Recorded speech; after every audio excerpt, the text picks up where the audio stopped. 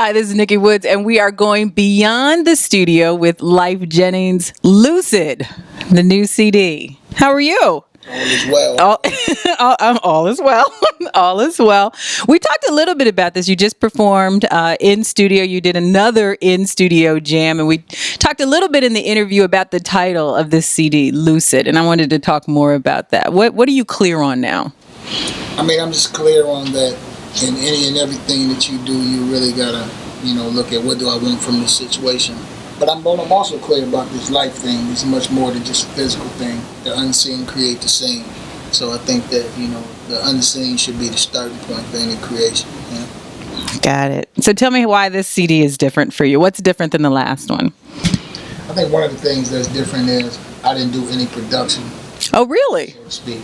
Or rather, I co-produced instead of just did it myself.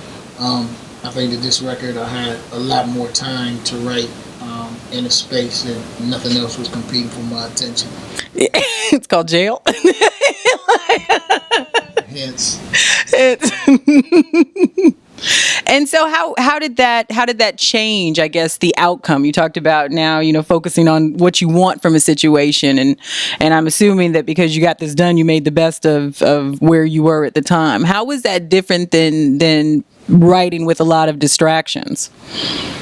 I mean, I think, you only get so much energy. Everybody's always talking about how do I get more energy, how do I get more energy. I think for me it's a thing about wasting less energy. Mm-hmm. And that turns into more. And then when you have that more energy, because you're not wasting it on so many other things, I can put it fully into the song. So that's really. How would you describe your style? I know you were talking. You have a stepper's cut on this new CD, and you said that was kind of one of the first up-tempo songs you've done in a while. How do you describe your style? My style, I'm a dreamer. I like that. My style is a dreamer. Okay. That's it? Okay. Very good. What advice would you give to people on life or on music? People that want to kind of do what you do. What would you say? People that kind of want to do what I do. I think you got to just search deeper than the surface. Whatever it is, whether it's music, whether it's relationships, or whether it's life. I think you got to look for that undercurrent. You see the boat on top of the water, and that's fine, but everybody see the boat, but it's a current that brought that boat. It's something happening underneath that boat. So search for that. I think you'll find everything else. You're like my son. It's like I got to ask you 28 questions to get. It's like a few words. In 25 years, where do you see yourself? What do you see yourself doing? I would hope to be fully conscious. Above Earth?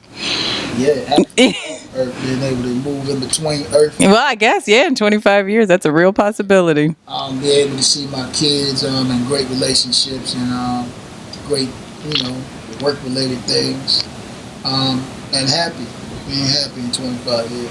What do you say to your kids about relationships? I mean, you're very clear on your album, the different stages that you were going through in different relationships, from really, really, we'll say angry, to really, as you said, kind of in a dream-like state about what relationships are like. What do you say to your children about, how to navigate relationships? Well, my kids are 2, 4, 6, and 8. And I like to teach them. You need to start talking to them now. I like to teach my kids by situation. Like, they just getting their first little girlfriend when they coming home. And I teach them stuff like, never let somebody know how much money you got. Realize that you are young and you're going to have many more relationships after this. So this person doesn't have to be your girlfriend, so to speak. She can just be your friend, and that's okay. That's such a different response from what I tell my 11 and my 10-year-old. I was like, I'm gonna be your girlfriend till you're 18 and out of the house. And this year, my 11-year-old told me, he's like, Mom, I don't think that's gonna happen. I was like, okay, all right.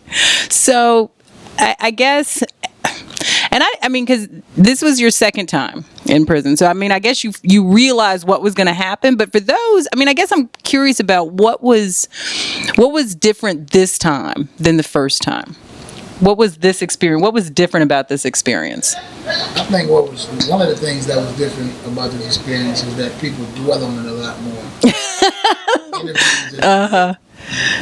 But we're gonna ask, right? Yeah, but you know what though? I think I've done a lot of more credible things in my career, you know, and I don't think that prison is the highlight of my career.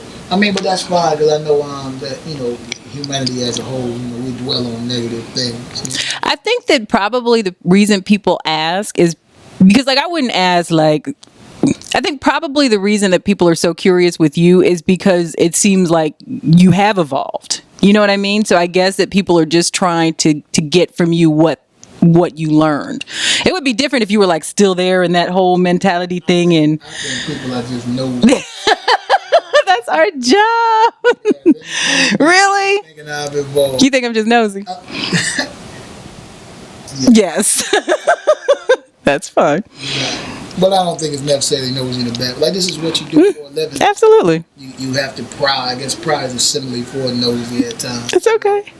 If I didn't ask, people would be upset and say, well, why didn't you ask? Upset at you. Right. No, yeah. They would say, why wouldn't you? So I asked. Right. Due diligence. I ain't mad at it. It's part of my life. You know, I'm pretty much an open book, as you can see on the albums, you know. So have you already started working on the next one, or how is that process for you? You just kind of focusing on this and promoting this and... Yeah, I don't really like work on songs and like this is for my next album. I just work on songs that I think are great songs that give messages. And if they fit on this album or they fit on the next album, then fine. You know, I got a whole bunch of songs. Some of the new songs I write may not even go on the next album. Maybe some that's already wrote. So what do you do with them? Do you like keep them in a notebook? Do you record them and keep them on the computer? What do you do with them? Yeah, they pretty much on the computer. And then scratch here and there on people. Really? The album is Lucid. Thank you very much for coming by yet again. Lyfe Jennings, we have gone beyond the studio on blackamericaweb.com.